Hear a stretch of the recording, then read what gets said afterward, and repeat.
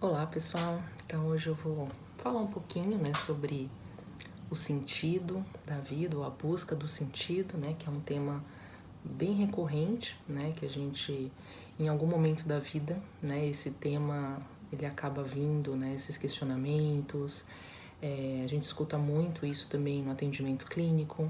Qual o sentido da vida? Por que eu estou passando por essa situação? Qual o sentido disso está acontecendo? Um vazio existencial, muito presente hoje. E aí, para falar um pouco sobre esse tema, eu vou trazer um livro, como referência, que é o A Busca do Sentido, que é da Marie-Louise von Franz, que foi uma das maiores estudiosas, da psicologia analítica, trabalhou junto com Jung por mais de 30 anos, deixou um legado incrível aí com vários livros, um legado muito grande de conhecimento para a gente aprofundar, no estudo da psicologia analítica. E por quê, gente? Por que eu também busco aprofundar dentro da psicologia analítica? Porque é uma psicologia que eu vejo que provoca essa reflexão, provoca uma psicodinâmica diferente, provoca a gente a mergulhar, na nossa própria psique. E eu acho que o mergulho na nossa psique é o caminho, É o próprio caminho da busca do sentido. É a gente encontrar, resgatar, resgatar a nossa própria essência, Através do mergulho na nossa própria alma, E esse livro, eu vou trazer um trechinho aqui para vocês, para depois falar dele. Esse livro, ele tem como base uma entrevista que foi concedida em 1978, que a Louise von Franz concedeu essa entrevista. E eu queria trazer só o início, um trechinho desse livro, para a gente refletir juntos, que diz assim: para a psicologia de Jung, o grande problema da modernidade é o problema do mal. Não podemos mais escapar dessa questão. Com todas as coisas que vêm surgindo no mundo e tudo aquilo advindo de guerras mundiais, não podemos mais deixar de considerar esse tema. Na teologia cristã, mas não na sua prática, há uma tendência a se negar o mal, ou seja, privatio bone. Isto é, um otimismo cristão que empresta ao crente um grande elan e que o impede de considerar o problema do mal, Ou seja, na crítica da Von Franz existe também uma tendência ao embotamento, assim, de deixar oculto, Ela vai falar um pouquinho mais aqui, ó. E o impede de considerar o problema do mal de modo mais sério, para cada um mergulhar no problema do mal. E a questão do mal em qualquer pessoa, diz a Von Franz, é o problema da própria sombra. Do mal que lhe é próprio, de sua sombra. Todos temos uma tendência a não olhar para a nossa sombra, ou a empregar eufemismos e desculpas com idealismos.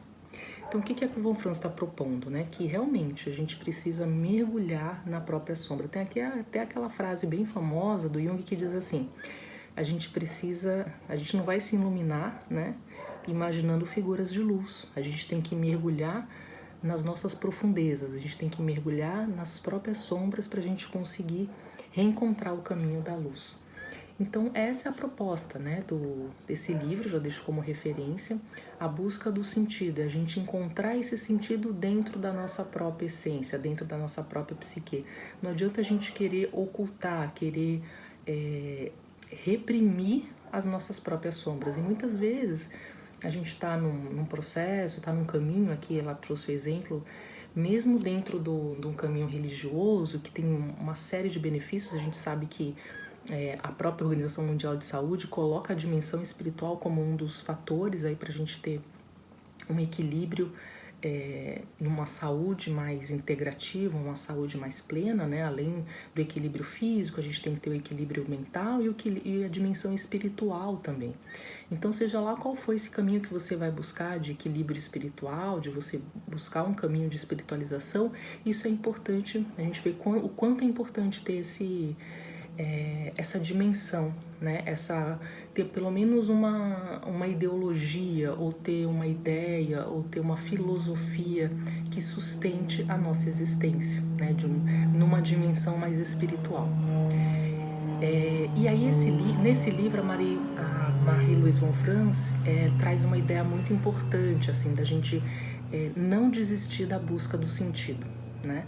Tem um outro livro também que eu acho que eu tenho que fazer um outro vídeo para falar, que é o próprio livro do Viktor Frankl, né? Que é Em Busca do Sentido, que é excelente também. Acho que vou fazer um vídeo à parte para falar dele.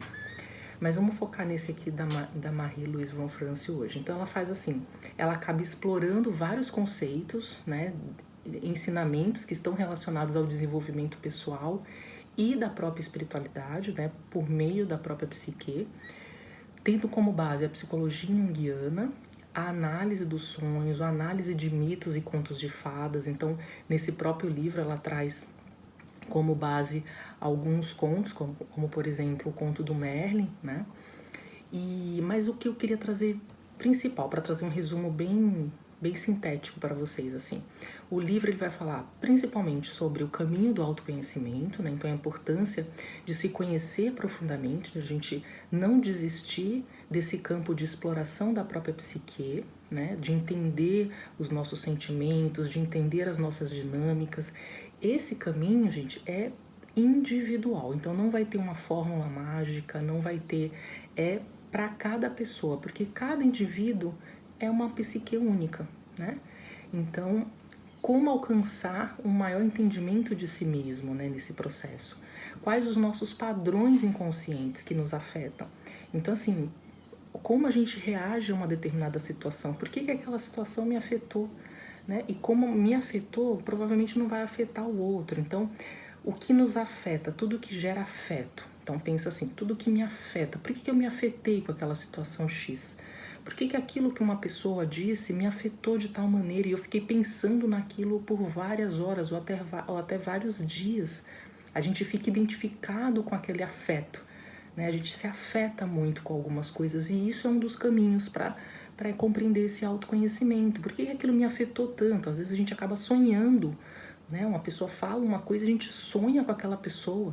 Por que aquilo mexeu tanto com a minha psique de forma até inconsciente, que eu não tenho controle, né, nos sonhos, a gente não tem controle dos sonhos. E aquilo acaba afetando a gente de uma tal maneira, de uma tal profundidade, que precisamos entender por quê. O que está por trás daquele afeto, né? Ela fala nesse livro também de toda a dimensão e a importância da gente compreender a sincronicidade. O que são os eventos sincrônicos? Tudo aquilo que é sincrônico que acontece na nossa vida o tempo inteiro. A gente às vezes só não percebe, mas a percepção daqueles eventos que tem algo ali, né? Tem uma coincidência significativa, que é o que o Jung fala. Por que aquilo aconteceu naquele momento?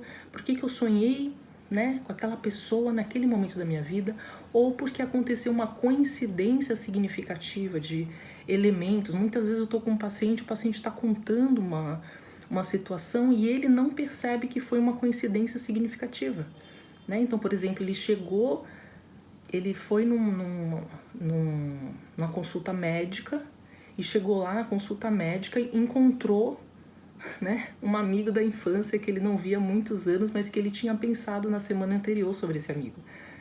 Coincidência significativa, né? Por que isso acontece, né? E qual o propósito daquilo está acontecendo, né? Então, qual o significado mais profundo e simbólico desses acontecimentos? E como isso está nos conectando a uma teia, né, uma teia existencial mais ampla, uma teia existencial, né, de que se interrelaciona, né, os acontecimentos acabam se interrelacionando sem a gente perceber, né. Outro ponto importante que ela traz é a questão da interpretação dos sonhos, a análise dos sonhos como uma ferramenta valiosa para compreender a mente inconsciente, né, as mensagens simbólicas que os nossos sonhos estão trazendo. Eu vou deixar aqui embaixo até o link para um curso que eu fiz para curso online, né, para interpretação dos sonhos, com toda a fundamentação teórica, tudo que eu coloco na minha prática terapêutica. Então, foi um curso bem detalhado, acho que tem bastante material lá para a gente aprender. Eu falo lá um pouquinho dos principais elementos. A gente sabe que toda interpretação é do próprio sonhador, né? Então, a amplificação dos sonhos é com base no que a pessoa sente, das experiências dela, mas ali traz um panorama para a gente entender quando aparece um animal, quando aparece um símbolo, como a gente poderia começar a amplificar, né, esses elementos, por exemplo. E ela fala também da importância de a gente explorar essas narrativas oníricas, né, essas narrativas dos sonhos, amplificar, trazer a conexão com arquétipos universais que aparecem nos sonhos. Ela fala também dos mitos e contos de fadas, que aqui eu coloco tudo que a gente assiste, né, de filmes, séries e tudo que afeta, de novo, né, pensando daquilo que afeta, daquilo que me provoca um sentimento, gera um sentir, gera um sentido. Então, explorar a interpretação dessas narrativas também, qual é o reflexo, né, o reflexo dos arquétipos na minha experiência, né, se tem alguma reflexão em cima disso. Por que a gente se identifica com alguns filmes, algumas histórias, alguns contos, alguns mitos e outros não, mas principalmente por que aquilo me afetou, de novo, né, sempre no caminho do sentir, né, no caminho do que afeta. E ela fala também nesse livro da importância do processo de individuação, que é o processo de desenvolvimento pessoal e espiritual, no qual o indivíduo busca se tornar um ser integral, um ser íntegro. Então não é um ser individual, né? um ser isolado, não é isso. É um ser integral, integrando as diversas partes da sua própria personalidade, encontrando o seu verdadeiro eu, ou o seu próprio si mesmo, o seu verdadeiro self, o mais próximo possível, né, gente? Assim, não é um caminho para a vida, né? Então, em outras palavras, a gente poderia falar qual que é o meu propósito de vida, né? Qual que é o sentido para minha vida? Qual o sentido da minha existência? O que eu vou... Eu costumo dizer que a gente tem vários, né? A gente pode encontrar vários propósitos, por exemplo, né? Pegando a simbologia do mapa natal, que é uma ferramenta que eu trabalho, acho muito interessante trabalhar, pegando o mapa do nascimento, ali você já tem 12 áreas da vida. Você já tem 12 sentidos para a sua vida que você pode explorar de uma maneira simbólica, né? E qual a minha predestinação, né? Considerando que temos o livre-arbítrio e a gente pode o tempo inteiro conduzir a partir da ação que a gente está tendo hoje, a gente vai construir a nossa predestinação, né? Então é uma construção contínua e diária o nosso processo de individuação. E por último, a Marie-Louise von Franz fala nesse livro da religião e espiritualidade, uma abordagem psicológica, né, dessa dimensão religiosa, da experiência espiritual que nós vivemos, enfatizando a importância de buscar o sentido e a transcendência na vida, né? Precisamos falar e refletir sobre isso, né? O que a gente escolhe acreditar, o que a gente escolhe adotar, né, como um sentido para a transcendência da vida, né? E eu me coloco aqui, eu tenho as minhas convicções, os meus estudos, as minhas teorias, mas é claro que são minhas, não pode ser do outro. Cada um vai ter a sua concepção e cada um tem a liberdade de escolher nesse sentido, né? E aí eu vejo que esses ensinamentos do livro é super importante assim, para a gente começar a refletir o sentido da vida, né? Principalmente quem gosta dessa abordagem que fala da espiritualidade, da mitologia, né? Uma psicologia mais profunda, uma psicologia mais complexa, né?